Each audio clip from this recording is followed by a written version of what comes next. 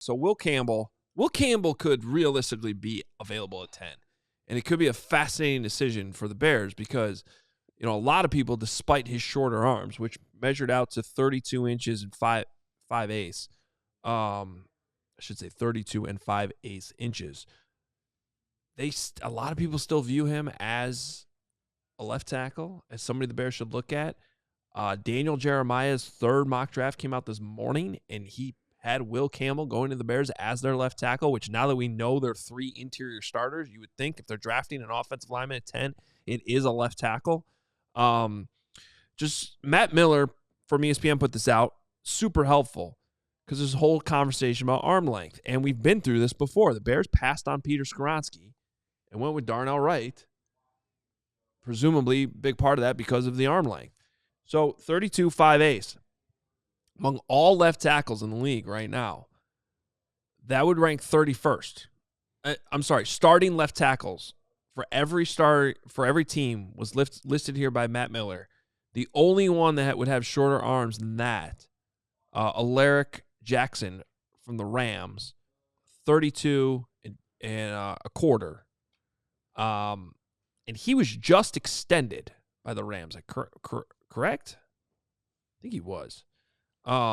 He was also an undrafted free agent, though. He's the only starting left tackle right now that was an undrafted free agent. Jordan Mailata, of course, was a 7th-round pick. And then even if you want to go to right tackles, this is interesting. There are only 2 right tackles with shorter arms than what Will Campbell came out with. Braden Smith, not the Purdue Boilermaker. Yep.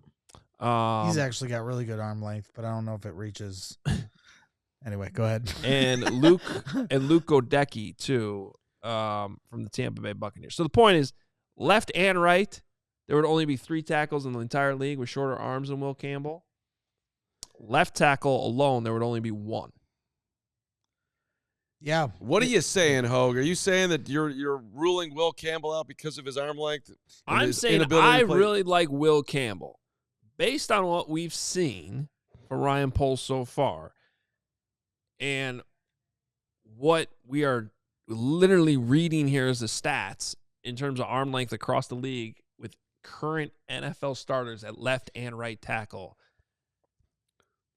as much as I like Will Campbell, I would be surprised if that's the Bears pick at 10. Okay, fair enough. I'm going to go down the road of ridiculousness for just a second. If you can block somebody, can't you block them? Why do you have to? Why explain to me why once a great offensive lineman gets their hands on someone, they can't go anywhere? Why are we worried about a quarter of an inch? And 2 things. One thing I forgot to mention is Alaric Jackson, by the way, has his wingspan. Despite technically having shorter arms than Will Campbell, his wingspan is 5 inches longer.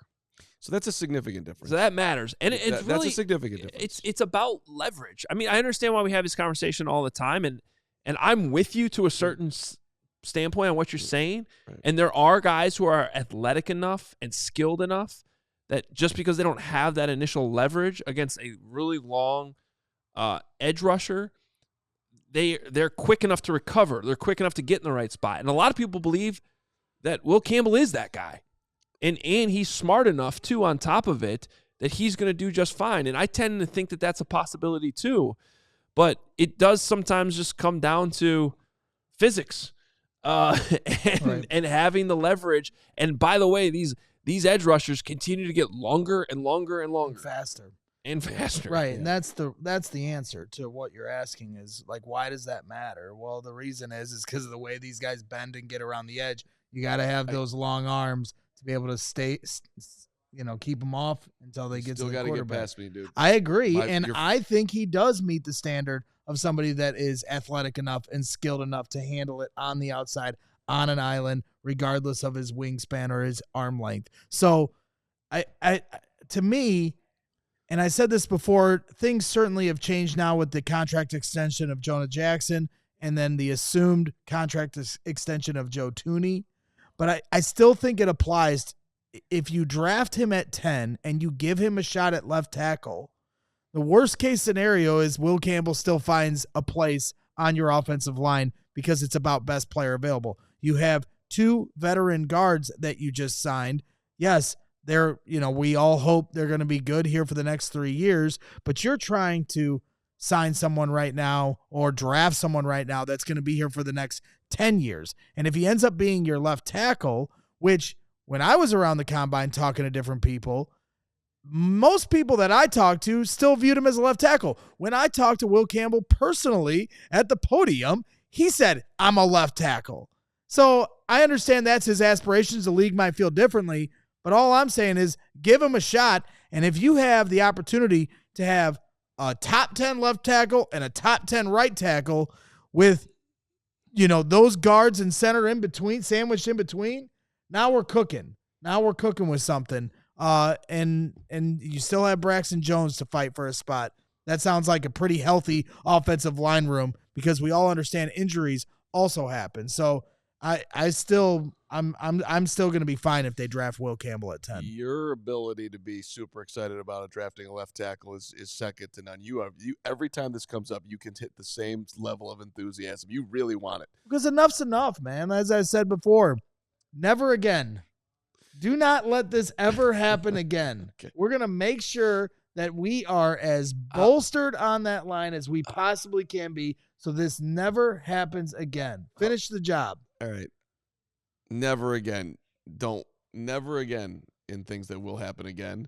Never again. Don't miss on this pick at 10. I don't care who it is. Get it. I agree. Just Ultimately, that's correct. Even with Fishbane's, scenario of trade up, fine. Just don't get it wrong.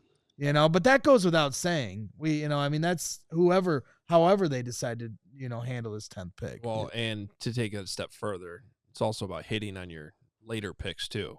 I mean, when guy I mentioned earlier, Jordan Mailata, you hit him in the 7th round. I mean, come on. That's, you got to hit on some of those sometimes. All right. This latest mock that you brought up, by the way, by Jeremiah is well, they've got bizarre. Membo going in the top 5, correct? He's got Memo in the top 5. He's got your guy Gray Zabel at 16 to the Cardinals. He's got players that have been mocked to the Bears at 10. Michael Williams, the edge out of Georgia. Well, and that's he's the got thing. him going 28 to the Lions. Well, and that's the thing because very wide range. Because Mel Kiper has Michael Williams going to the Bears at 10. But that's what we know about this draft. I think there is a wide range of. It seems like anywhere between 10 and where the Bears pick again at 39. It's almost a crapshoot on where these guys end up. And that's why trade back is the best, maybe the best answer, but it takes 2 to tango in that regard. But to your point, the best answer is just get the damn pick right. We all silly like the mayor.